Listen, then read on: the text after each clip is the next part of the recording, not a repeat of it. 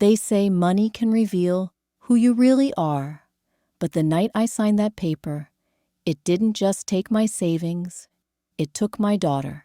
A mother who trusted too much, a daughter chasing the promise of a better life. One signature that erased everything I'd spent 67 years building. When the scam collapsed, she vanished. Then came silence, debt, and the kind of shame that turns a home into a cage. And just when bitterness was ready to swallow me whole, a stranger appeared. Not a preacher, not a lawyer, a man who spoke about truth as if it were sunlight. His name was Orion Sage. He helped me see something I'd never seen before. Why the same kind of pain kept coming back to me again and again.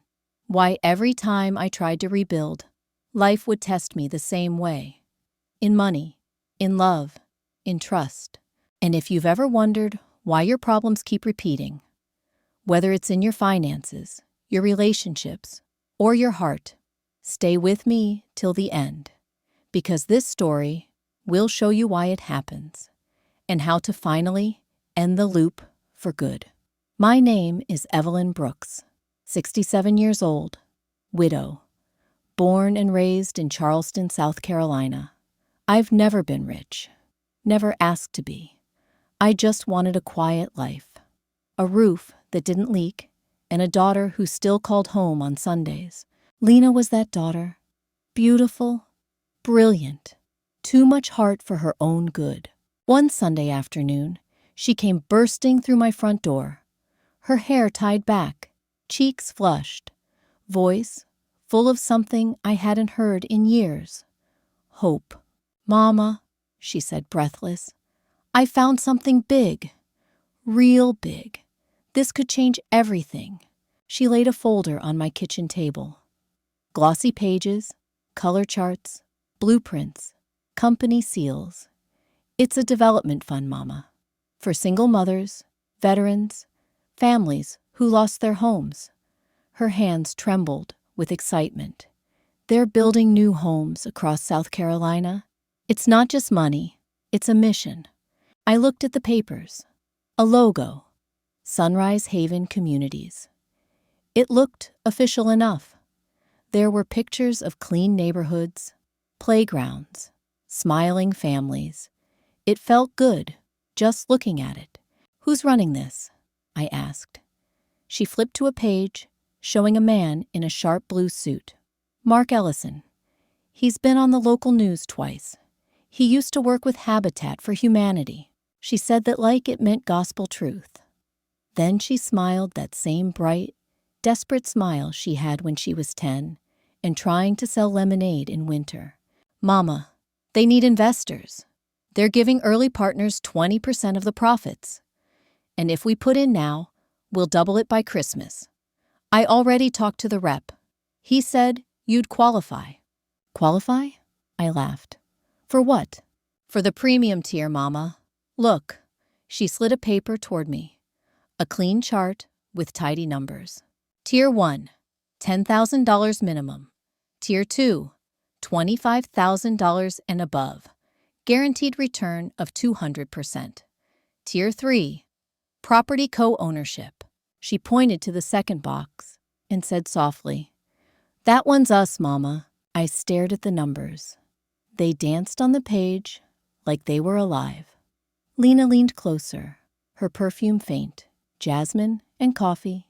"Mama, please, you've worked your whole life. You deserve to rest. This is your chance to stop worrying." Then she said the one thing I wasn't ready for. "If Daddy were here, he'd tell you to believe in me." That line hit me right in the chest. Because for years, I'd tried to be both parents. I'd paid bills, fixed leaks, buried the man who built our first home. And now, my only child was asking for faith. The one thing I thought I still had plenty of. She pulled out a pen. "Just sign this participation form. They'll handle the rest. The company even has insurance coverage in case something goes wrong." I scanned the form. It looked real. Header, signatures, witness line.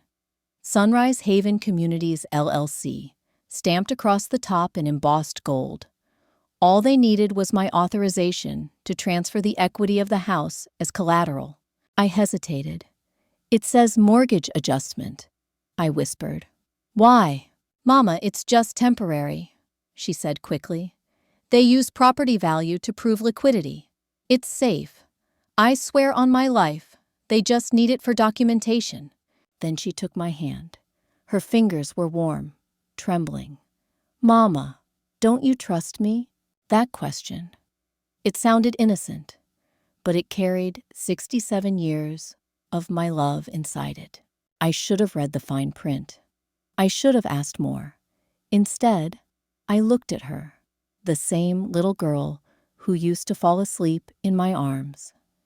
And I said, "I trust you, baby." She smiled, relieved. And that smile, God help me, it was enough. I took the pen. The paper was thick, expensive, the kind of paper that makes you feel like you're doing something important. My hand shook as I wrote my name, Evelyn Brooks. She leaned over, kissed my cheek, whispered, "You'll see, Mama. This is our new start." When the ink dried, she folded the contract neatly, tucked it into her folder, and said, "I'll send it off first thing in the morning. They said early investors get priority status." And I remember, as she walked out the door, I saw the porch light reflecting off that gold logo on her folder. Sunrise Haven Communities. It looked so beautiful then, so full of promise. If I had known that paper would turn my home into collateral, my savings into ashes, and my faith into a ghost, I would have burned it right there on the kitchen counter. But love makes you blind, and blind mothers still sign things they shouldn't. That night, I left the signed copy on the table and went to bed early. For the first time in years, I dreamed of peace, a house full of laughter, a daughter who finally made it, and me sitting on a porch without worry. I didn't know that by the time the sun rose, everything I'd built would already belong to someone else. One promise, one signature, that's all it took to change everything. The weeks that followed felt like slow motion. I'd wake up before sunrise, make coffee, wait for her texts. She used to send pictures, blueprints, construction sites, big plans.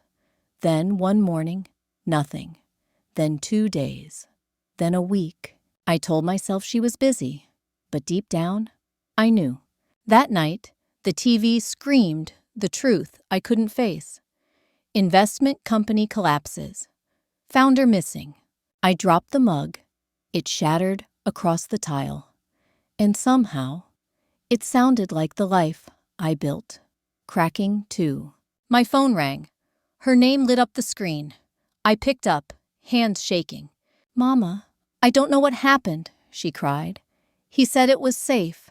He said—" I cut her off. "Don't you dare say his name, Lena. You promised me." Silence. Just the sound of her breathing through tears. I hung up, and in that moment, a mother's love turned into something colder. Something I'd never felt before. Days became weeks. Bills piled like snow. The mailbox stopped bringing hope. I stopped answering doors. Even the light in the kitchen felt harsh. It made everything too real. People say grief is loud. It isn't. It's quiet. It seeps through wallpaper, sits beside you at dinner, and whispers every night. You should have known better. Then, months later, a knock at the door. I opened it. And there she was, my daughter, her face pale, her hair unwashed, eyes swollen from the kind of crying that doesn't stop. She whispered, "Mama, please." I wanted to reach out. Instead, I stepped back. "You didn't just lose my money," I said. "You lost my trust." Her knees gave out. She cried on my porch until her voice cracked. But I couldn't move, because if I did, I'd break too. I told her to go, and she did. The silence that followed her footsteps was heavier than betrayal. Weeks later, the phone rang again. A friend said Lena's husband had left her. She was living in a shelter now. No job, no car, nothing. I sat alone in that dark kitchen, hearing the wind push against the window, and I whispered, "What kind of mother builds everything just to watch it burn?" No answer came, only the echo of her voice in my head. "Mama, trust me one last time. If you've ever trusted someone and paid the price, hit like, not for me, but for every mother who loved too deep, too blind, and too long.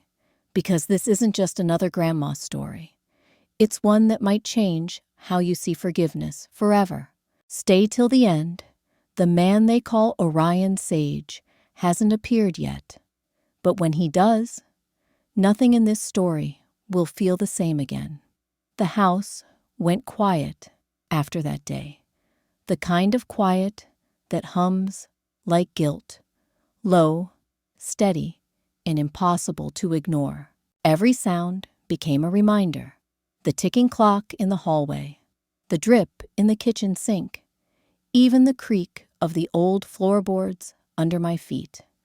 They all whispered the same thing. You should have known better.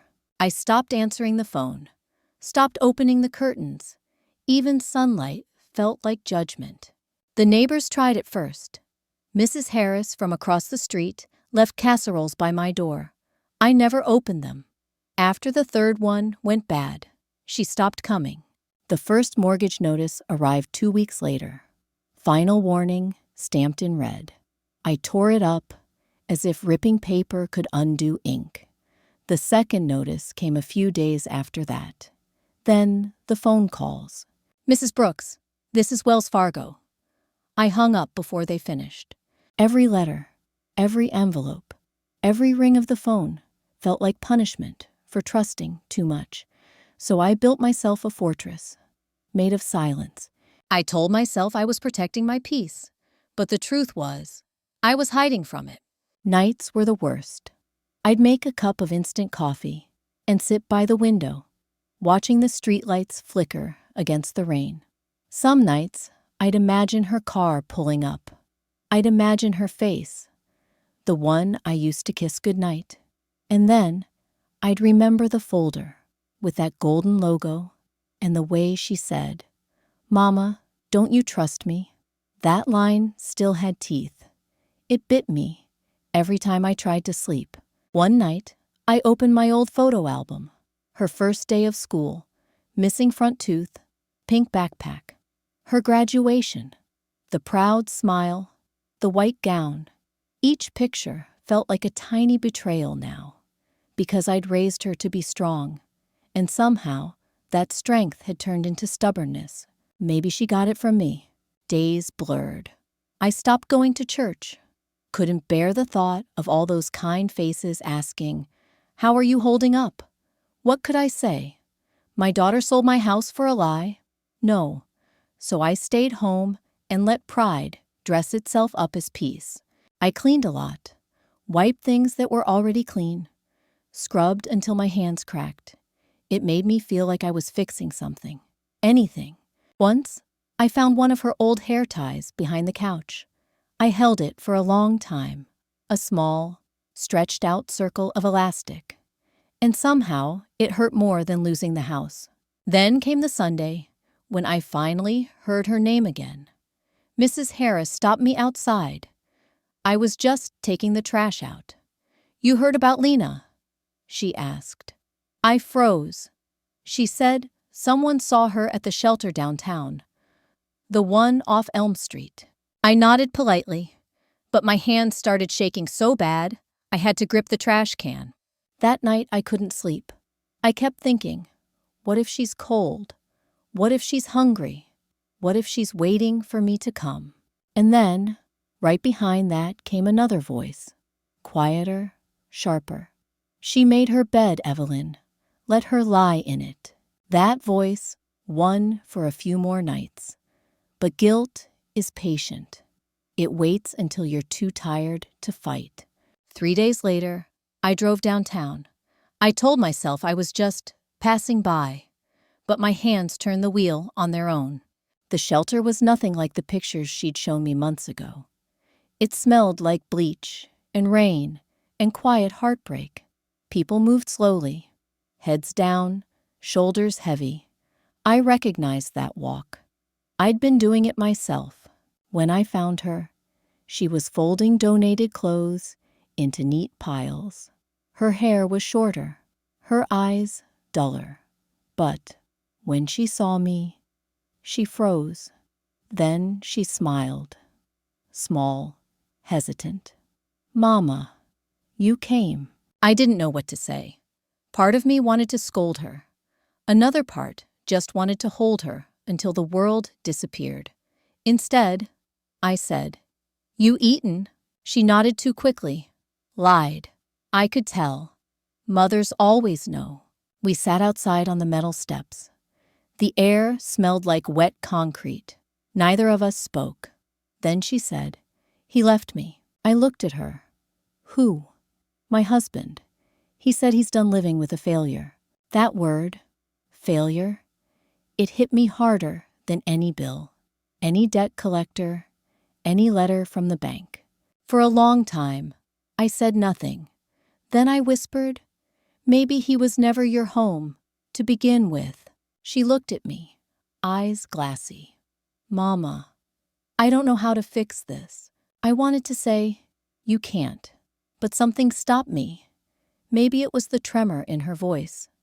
Maybe it was the way her hands shook when she tried to light a cigarette. So I said, "You start by standing up." She leaned her head on my shoulder. I let her. For the first time in months, I didn't pull away. Her tears fell warm on my sleeve. Mine followed quietly behind. We stayed like that until the streetlights came on. Then I drove home, her scent still on my hands, a mix of cheap soap and rain. When I got back, the house felt different. Not better, not worse, just hollow, like something had moved out and left the echo behind. I stood in the kitchen, staring at the stack of unpaid bills on the table, and I realized something simple. It wasn't the money that broke me. It was the pride I built around it. Because pride makes you believe you're protecting yourself, when really, you're just fencing yourself in. I sat down, picked up a pen, and for the first time in months, I didn't write a check or sign a notice. I wrote a sentence on a piece of scrap paper. Forgiveness isn't weakness, it's release. I didn't know if I believed it yet, but I needed to see it in writing. I taped that note above the sink. It's still there, curling at the edges, reminding me that sometimes walls aren't protection. They're prisons we decorate. Days passed. I started doing small things again, opening curtains, sweeping the porch, answering the phone. I didn't talk much when people called, but I listened. And somehow, that made the silence inside me quieter. Every night before bed, I whispered a single line into the dark. Let her be safe. Sometimes, I added, let me be softer. Because the truth is, the longer I stayed angry, the smaller my world became. A week later, I found a letter under my door. No stamp, no sender. Just my name in shaky handwriting. It was from Lena. Mama, I'm not asking you to forgive me. I just want you to know I'm trying. I got a part-time job at the diner on 12th Street. It's not much, but it's something. If you ever want to see me, I'll be there. I read it twice, then again, then once more. Something inside me cracked. Not like it did before. Not from breaking, but from opening. That night, I didn't cry. I made 2 sandwiches, wrapped them in foil, and drove to the diner on 12th Street. Through the window, I saw her, hair tied back, apron stained, but smiling as she poured coffee for a customer. For a moment, I just watched, because that's what mothers do, even when we say we won't. I didn't go in that night. Not yet. Some bridges need time to rebuild. But as I sat in the car, watching her laugh with a stranger, I whispered, "Maybe you're already fixing it, baby. Maybe we both are." Hit like if you've ever built walls out of pride. And comment 1 if you're learning to take them down. Because the truth is, pride pretends to protect you, but forgiveness, it's the only thing that ever really does. I used to think pain had an ending. Turns out, it just changes its disguise. Sometimes it looks like anger. Sometimes it sounds like silence. And sometimes it wears the face of the person you love most. That's how pain came back to me. Not as a scam, not as loss, but as the quiet echo of everything I'd never healed. A month had passed since I saw Lena at that shelter. She'd found a small job at the diner. I still hadn't gone inside. But every night after work, I'd drive by and watch her through the window. She always smiled. Not big, just enough to convince herself the world hadn't won. One night, I saw her spill coffee on a customer's lap. She apologized so fast, tried to wipe it with napkins, and the man, he shouted at her, called her stupid, told her she should be fired.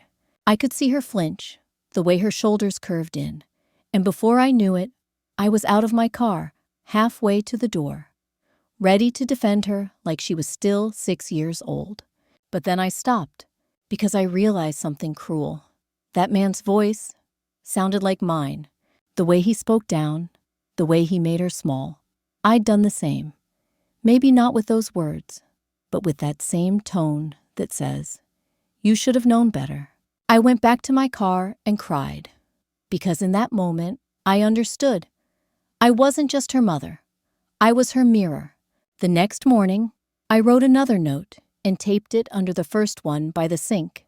If pain keeps returning, it's because you're still feeding it. And Lord, had I been feeding it. Every sigh, every replay, every angry thought, each one was another meal for the beast I called hurt. That afternoon, I went to the grocery store for the first time in weeks. I used to hate grocery stores. Too many choices, too many eyes. But that day, I noticed something strange. At the register, a woman in front of me dropped her wallet. Coins scattered everywhere. The cashier rolled his eyes. People behind me groaned. I knelt down, helped her pick up each coin. When I handed the wallet back, she smiled, small, shaky, and whispered, "Thank you." And just like that, something in me shifted. It was tiny, but real, like a single beam of light cutting through dust. Maybe that's how healing starts. Not with grand gestures, but with quiet corrections. That night, I sat on the porch and thought about the last few years. The debts, the anger, the loneliness. Every cycle had the same rhythm. Trust, betrayal, silence. And I began to wonder, why does life keep showing me the same movie with different actors? I thought of my father, how he used to gamble away our rent money when I was little, how my mother would cry, then forgive, then hope again, and how I promised myself I'd never be like her. But here I was, standing in the same role, just with a different script. It hit me then. Pain doesn't repeat to punish you. It repeats to teach you what you refused to learn. The next Sunday, I forced myself to go back to church. The pews were the same. The air still smelled like candle wax and lemon oil. But I sat in the back, quiet, invisible. The pastor was talking about forgiveness, but I barely heard the words. What I heard was the hush between sentences, that small silence that made space for truth. After the service, an old man I barely knew sat beside me. He said, "You've been gone a while." I nodded. He smiled gently and said, "Don't let pride turn into your prayer." I didn't understand right away, but the longer I sat there, the more it sank in, because that's exactly what I'd been doing, worshiping my pain, praying to my resentment. When I got home, I opened the windows, let the air in, let the old ghosts breathe a little. For the first time in months, the house didn't feel like punishment. It felt like pause. I went to the garden, the one behind the house I almost lost. The soil was dry, cracked like old skin. There were no flowers left, just weeds and stubborn roots. I knelt down, pushed my fingers into the dirt, and said out loud, "I'm sorry, not to anyone else, to the soil, to myself, because I'd spent so long trying to pull out weeds. I forgot that the soil just returns what we plant." Maybe life was the same way. It wasn't cursing me. It was just replaying the seeds I'd sown. The next morning, I went to the diner. This time, I walked in. Lena saw me before I could hide. Her eyes went wide, hands still holding a coffee pot midair. "Mama?" I nodded. "Just here for breakfast." She smiled, nervous but soft, sat me by the window. When she brought my plate, she said, "You want me to sit?" I hesitated, then nodded. We didn't talk about the past. We just talked about the food, the customers, the weather, little things that felt big because we hadn't had them in so long.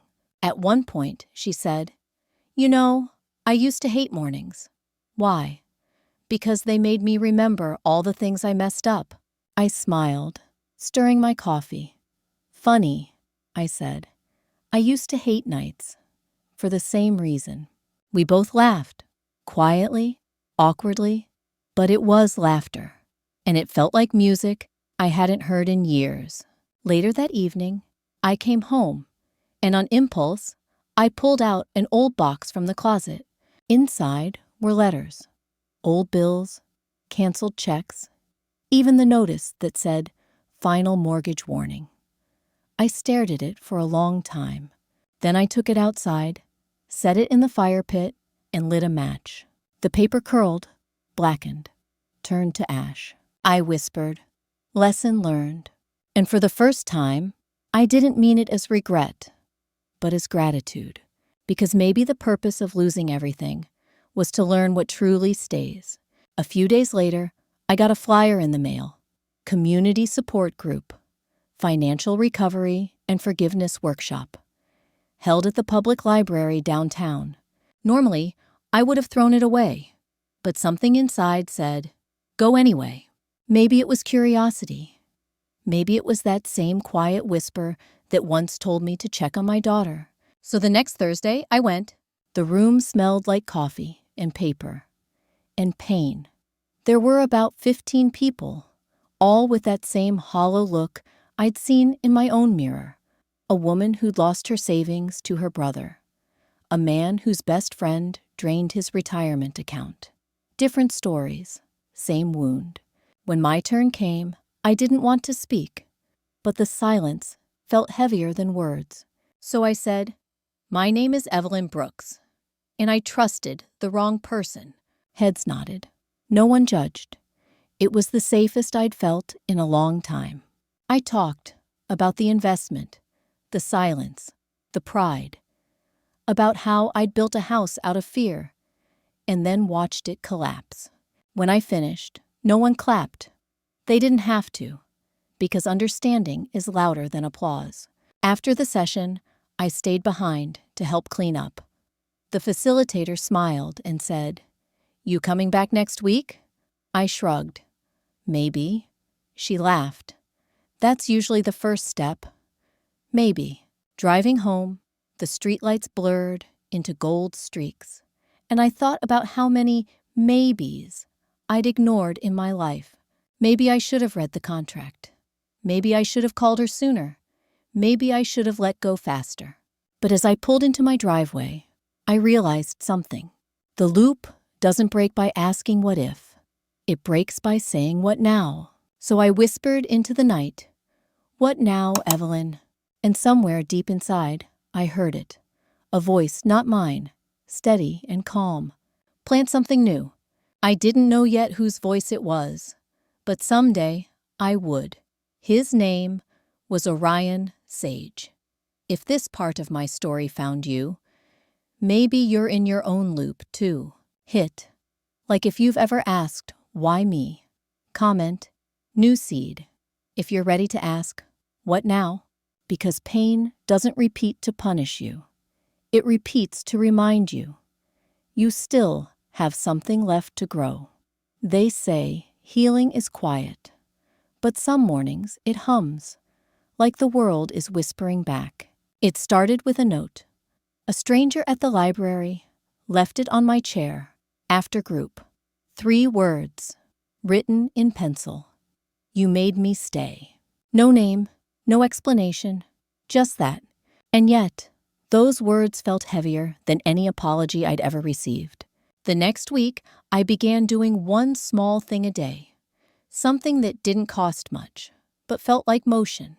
I baked muffins for the library volunteers, left quarters in expired parking meters, slipped $1 into the tip jar, even when I only bought water.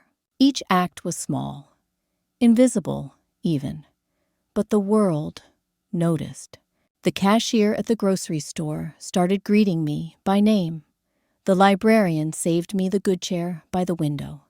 And for the first time in months, when I looked in the mirror, I didn't see shame staring back. I saw someone beginning.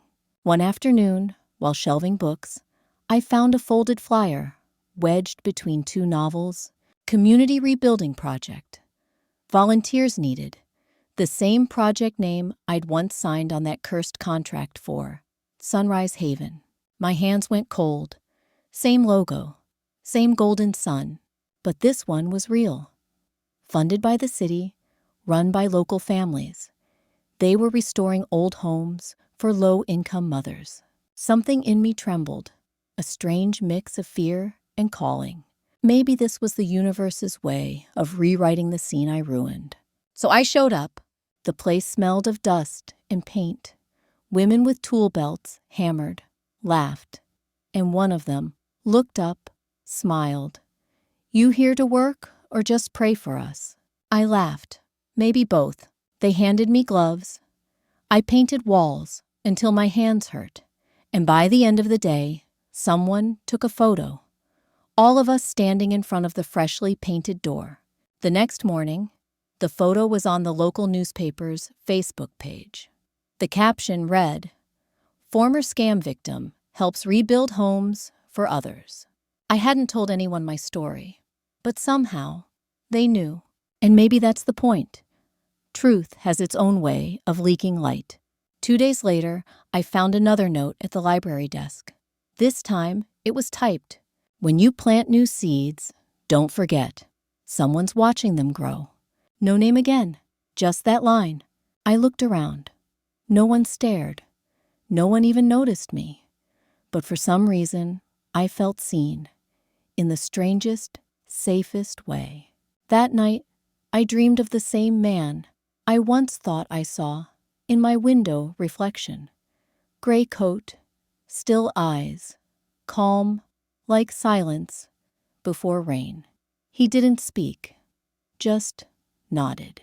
When I woke, the first sunlight hit the note on my counter, and the words, "Someone's watching," shimmered like gold. The following week, Lena called. Her voice was softer than I remembered. She said, "Mama, I saw your photo online. You looked happy." For a second, I forgot how to breathe. "Baby, I was just helping." She laughed. "I know.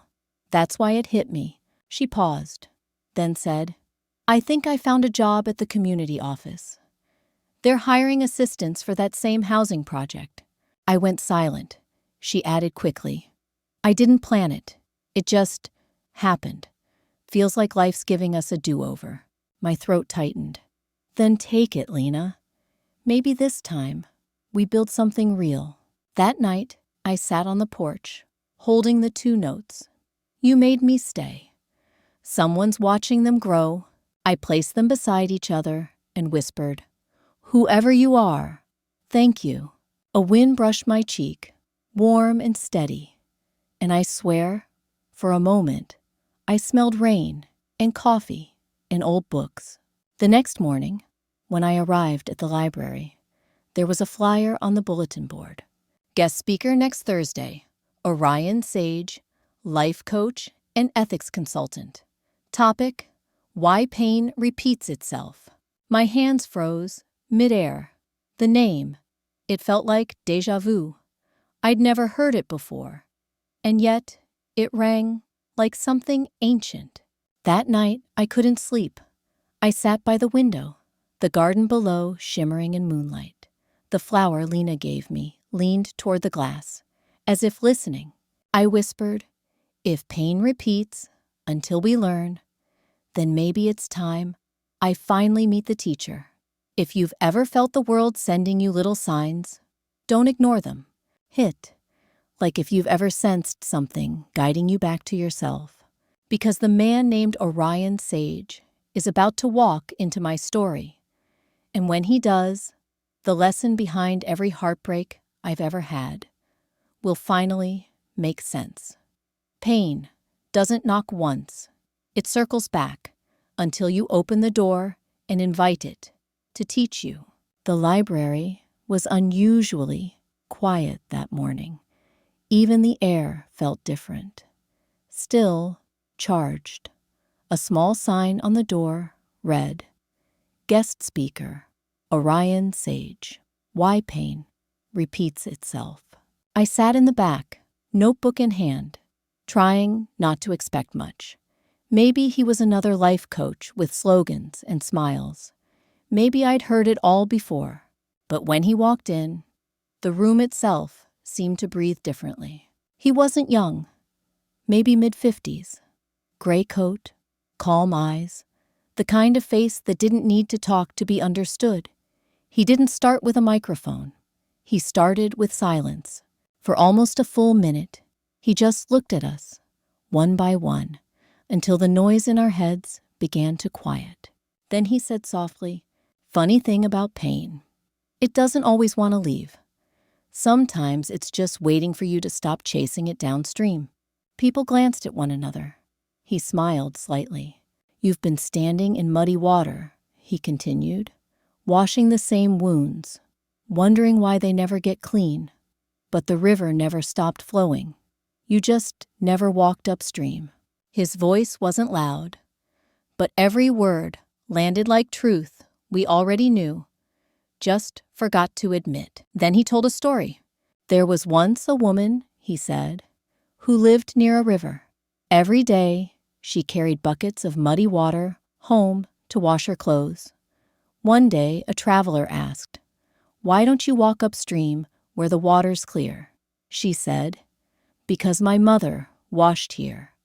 My grandmother washed here. This is where we've always washed."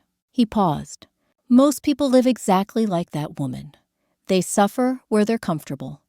They repeat their hurt because it feels like home." The room went silent again. The kind of silence that isn't empty, but full of realization. I wrote in my notebook, "I've been washing in the same river all my life." Then he said something that made the entire room still. "Pain doesn't repeat to punish you. It repeats to remind you. You survived the last time." He turned toward me. Yes, directly toward me, and said, "The test isn't whether you can endure again. The test is whether you can choose differently this time." My throat tightened, because that's what I hadn't done.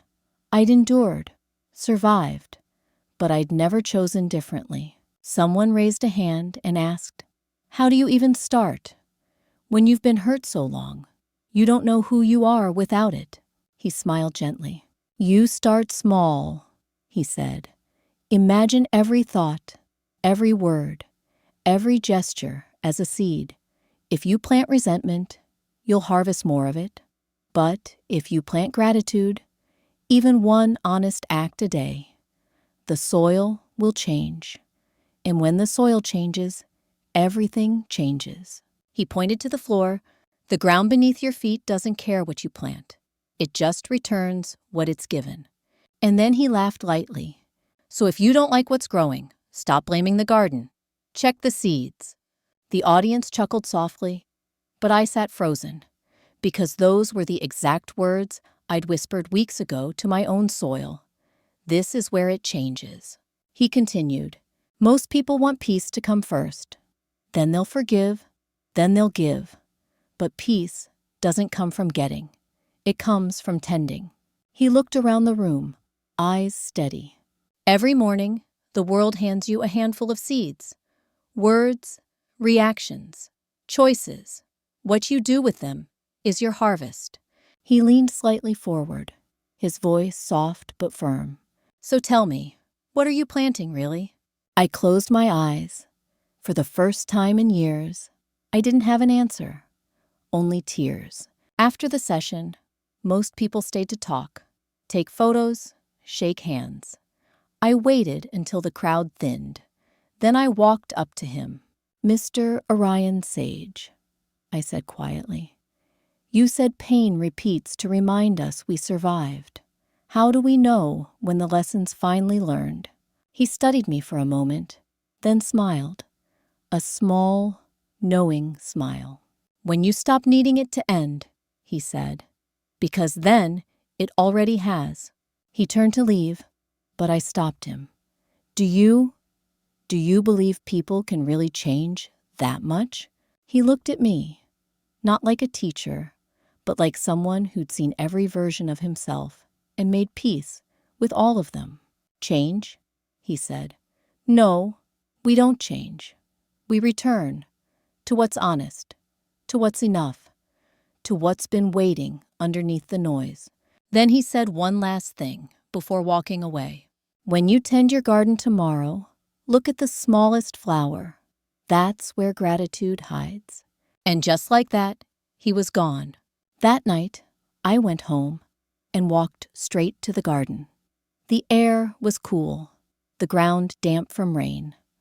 I knelt by the small patch of earth and found a single bloom I hadn't noticed before. A tiny white flower leaning toward the porch light. I touched its stem gently and whispered, "Thank you." Not to the flower, not even to him, but to the life that had been waiting for me to look upstream. The next morning, I did something different. Instead of counting my mistakes, I counted my chances. Every conversation I'd avoided, every kindness I'd postponed. Each one was another seed waiting for daylight. I called Lena. She answered right away. Her voice sounded lighter, like spring. "Mama," she said, "they're promoting me, project coordinator for the housing team." I smiled through tears. Sounds like the universe knew what it was doing. She laughed softly. Maybe it just waited for us to catch up. That evening, I wrote in my journal, the river never stopped flowing. I just forgot to walk upstream. And then I added underneath, today, I did. The morning light came soft and gold, the kind that makes even broken things look whole again. I brewed my coffee, set out 2 cups, one for me, one for habit. It had been 2 months since that day at the library, since I met Orion Sage. But his voice still echoed in everything I did. Walk upstream, check the seeds, look for gratitude in the smallest flower. So that's what I did, every day, without fail. I was wiping the counter when I heard the mail truck outside. Just the usual sound, brakes, footsteps, mailbox clink. But for some reason, my heart started beating faster. When I opened the box, there was a thick envelope, cream-colored official seal. Henderson and Lowe, attorneys at law. My breath caught. Lawyers never bring good news, at least not in my world. I sat at the kitchen table, staring at it like it might bite. Then I tore it open. The letter began, to Mrs. Evelyn Brooks. We are the legal representatives of the late Mrs. Lorraine Carter. You have been named as the sole beneficiary of her estate. Lorraine Carter, my mother's oldest friend. We hadn't spoken in years. Last I'd heard, she'd moved to Arizona. I kept reading. Per her final request, the estate, including her home and financial holdings, is to be transferred to you. Estimated value, $1.2 million. The room spun. I had to put the paper down. At the bottom, a small handwritten note for the woman who kept planting when the world told her to quit. Love, Lorraine. I pressed my hand over my heart. Tears came. Not because of the money, but because of the timing. Because it arrived the moment I finally stopped asking for anything. I called Lena. When she answered, I couldn't speak. She thought something was wrong. Mama, what happened? I handed her the letter when she arrived. Her eyes widened. Her hand flew to her mouth. She left you everything? I nodded slowly. She said it's for the woman who kept planting. Lena's eyes filled with tears. Mama, that's you. I smiled, shaking my head. No, baby, that's us. Because you're part of every seed I ever planted, even the hard ones. She hugged me tight, and for the first time, it didn't feel like forgiveness anymore. It felt like arrival. A week later, we stood in front of an old brick building downtown. Dusty, cracked windows, but sunlight spilling through like promise. I told Lena, this is where it begins again. We bought the building, painted the walls cream and yellow, hung a sign by the door, Seeds of Second Chances Foundation. The first meeting only had 5 women, but within a month, the room was full. Laughter, stories, hope, real hope, not borrowed kind. We helped mothers find jobs, covered rent for women leaving shelters, taught workshops on financial honesty and kindness as a currency. And every Saturday, we ended the sessions the same way. Everyone got a packet of flower seeds. Plant them somewhere, I'd say. And when they bloom, remember, you helped something grow. One afternoon, as the sun dipped low, I was locking up the foundation when I saw a figure by the garden gate. Gray coat, calm eyes, Orion Sage. He smiled, hands in his pockets. You kept your promise, he said. I smiled back. You told me to tend the soil. I just didn't expect it to bloom this big. He chuckled softly. It always does, because the universe isn't sentimental. It's accurate. It gives you exactly what you've planted, multiplied by the patience you showed while waiting. I laughed through tears. That's not a quote you'll find in the Bible. He shrugged. Truth doesn't need scripture. It just needs soil. We stood there in the golden light, watching a few petals drift across the walkway. He said quietly, You know, Evelyn, most people pray for miracles, but miracles aren't gifts. They're returns. I blinked at him. Returns? Yes. The return of every act of kindness, every restraint you showed when you could have chosen bitterness. Miracles are just delayed receipts. I laughed softly, wiping my eyes. Well, I guess I finally got mine. He looked at me for a long moment, then said, No, you didn't get it. You became it. And then he turned toward the garden gate. Before I could say anything, he added, When the weeds come back, and they will, remember what to do. Pull them? I asked. He smiled. Thank them. They're just old lessons checking if you still remember. And with that, he walked away. Slowly, like time itself didn't rush him. That night, I sat on the porch again, looking at the garden behind the foundation. The flowers glowed under the moonlight. White, yellow, violet, each one a small reminder that nothing good ever truly dies. Lena came out with 2 cups of tea. She said, You think he was real? I smiled. I think he was truth, wearing a face I could understand. The next morning, I returned to the garden alone. Dew clung to the petals like diamonds, and right there, in the middle of the path, a single card lay on the ground. Silver ink, familiar handwriting. The circle is complete. I pressed it to my chest and whispered, Thank you, Orion. But as the wind brushed past, I realized the thank you wasn't for him. It was for life itself. If this story made you pause, if something inside you softened, don't let it fade when the video ends. Hit like so this seed can travel further. Comment too if you're ready to start your own garden in your heart, your home, your life. And if you believe that what you plant comes back multiplied, subscribe now, because the next stories might just return the faith you thought you'd lost.